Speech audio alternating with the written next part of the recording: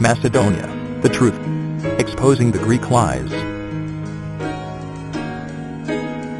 Stephen Miller in the past few weeks sent a letter, petition, to President Obama. This petition states that ancient Macedonians don't have anything to do with the modern Macedonians, and therefore the United States should not recognize Macedonia by the name Republic of Macedonia, its constitutional name. This is the name that America has recognized Macedonia by for the last 5 years, and the name by which 125 countries around the world, including 4 of the 5 permanent Security Council members, use. Greece wants the U.S. to use the name former Yugoslav Republic of Macedonia. Greece has about 14 other countries that use that formula. Despite the Greek nationalism of citizens of other countries, and some politicians who, while elected to represent the country they were elected in, are actually busy working for the Greek Foreign Ministry. About 90% of countries that have made an official statement in relation to the Macedonian name issue have sided with Macedonia. Why is this? Why do only 10% of countries that have chosen a side with Greece? Why would we care what anybody other than the actual citizens of Macedonia decide to call their own country? Which leads me to another question. If 90% of the world doesn't seem to have an issue with it, why does Stephen Miller? First of all, who is Miller? He is a retired archaeology professor from UCLA, who spent his life digging up soil in Greece.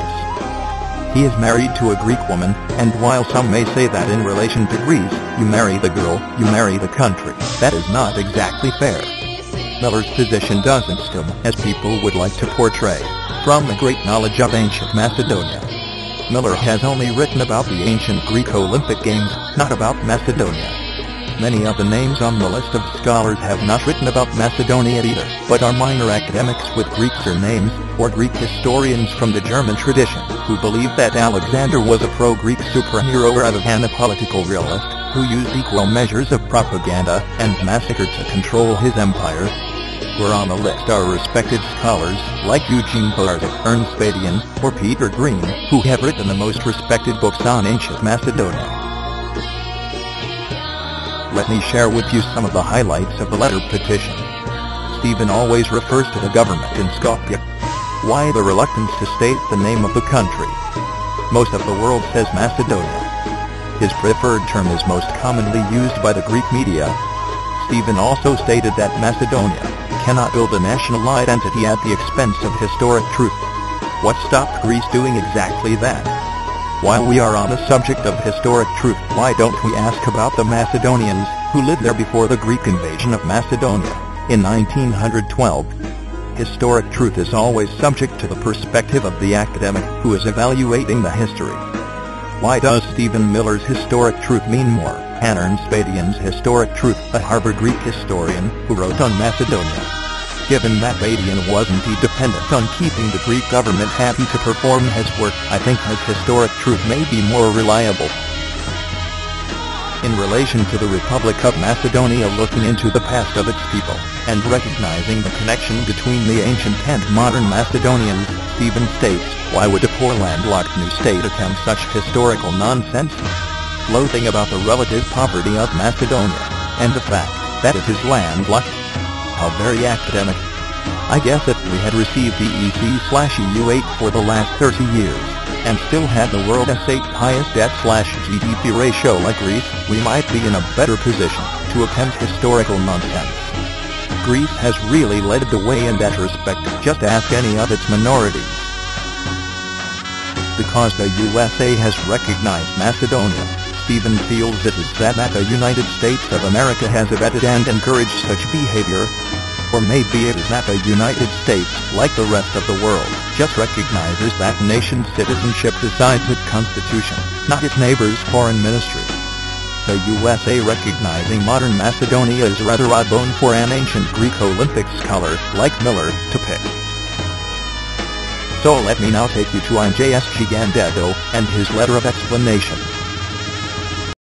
IJS Gigandetto and the rest of my students of ancient history find Professor Miller's assertions rather highly questionable and contradictory. Moreover, His circulated letter contains statements that are clearly inaccurate, perpetuate falsehood, and contradict the preserved and recorded statements left to us by the ancient chroniclers. Consider the following assertion by Professor Miller, that Macedonia and Macedonian Greeks have been located for at least 2,500 years, just where the modern Greek province of Macedonia is. While, certainly, he is partially correct on the first part, the location of Macedonia, part of it became Greek in 1912. He is totally out of touch with reality on the second part, namely, with the name Macedonian Greeks. This name was invented and came into existence only very recently, as a result of the artificially Greek-created name dispute between modern Republic of Macedonia and Greece. Let it be known that ancient chroniclers, like Theodorus, Herodotus, Polybius, Livy, Plutarch, Justin, Thucydides, Pausanias, Arrian, Rufus, and all the rest have never grouped the ancient Macedonians and the ancient Greeks together, nor have they ever referred to, or remotely alluded to, such terminology as suggested by Professor Miller. The designation Macedonian Greeks has no historical roots. It is politically motivated, and is invented to subvert, confuse, and distort the real ethnicity of the present-day modern Macedonians. As an ethnic identifier, it has no relevant value, carries no measurable weight, and it must be promptly discarded. Such a fake entity did not, and does not exist. There is no such thing as Macedonian Greek. The ethnic racial separation between Greeks and Macedonians is well documented. Ancient biographers, whose work represents the only dependable source for today's scholars as well as all modern-day classicists, have, in a very unambiguous way, described the ancient Macedonians as a separate people from the ancient Greeks. Simply, from their persuasive writings one cannot come up with any different conclusion. 2.11 Isocrates and Phil. 108 Valurza 1996, Wilken 1967, Badian 1982, Bosworth 1988, Juga 1928, Green 1991, Jaeger 1938, Hogarth 1897. Instead of proceeding to rebuff Professor Miller's assertions one by one, aside from posing an interesting challenge, the current of the debate would follow a predictable outcome, for no other reason but for the mere fact that other, more knowledgeable scholars before me have paved the foundation with incontrovertible documented evidence. I would like to pose several questions of interest. If I were a Professor Miller's student, or in the lecture hall of any of his colleagues signatories of his letter, the following requests for elaborations would be in order. 1. If ancient Macedonians were Greeks and Alexander the Great, per Professor Miller's assertions, were a Greek king, I would like to know why would the Greek city-states send envoys to the Persian king Darius asking for gold to finance their preparation for rebellion against their own king Alexander the Great? Diod. 17.62.2 If ancient Macedonians were Greeks, why did the Spartans snub the king at Corinth, referring to his conditions for peace as terms not agreed upon by the city-states, but dictated by a conqueror, and that what Alexander the Great offered to the Greeks at Corinth was not peace agreed upon, but imposed servitude? The operative word here is servitude. Justin 9.5.1-3. 3. If ancient Macedonians were Greeks, why would Alexander dismiss his own Greek allied troops at Ecbatana in 330? 3.19.6-7 Plex. Al 42.5 Diod. 17.74.3-4 Kurt. 6.2.17 4. If ancient Macedonians were considered Greeks, how come Justin, when reporting on the Greek embassy's visit to Philip's court in 346 BC, describes the visit as waiting at a foreign court to beg for peace?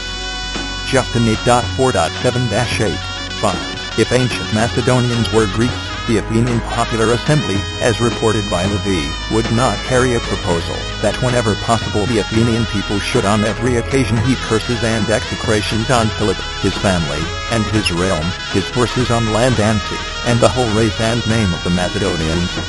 It needs to be stressed that the operative word here is the race, and the name of the Macedonians. In no uncertain terms the Athenian, the Greek people, have explicitly excluded the Macedonians from their own race. Livy 31. 44.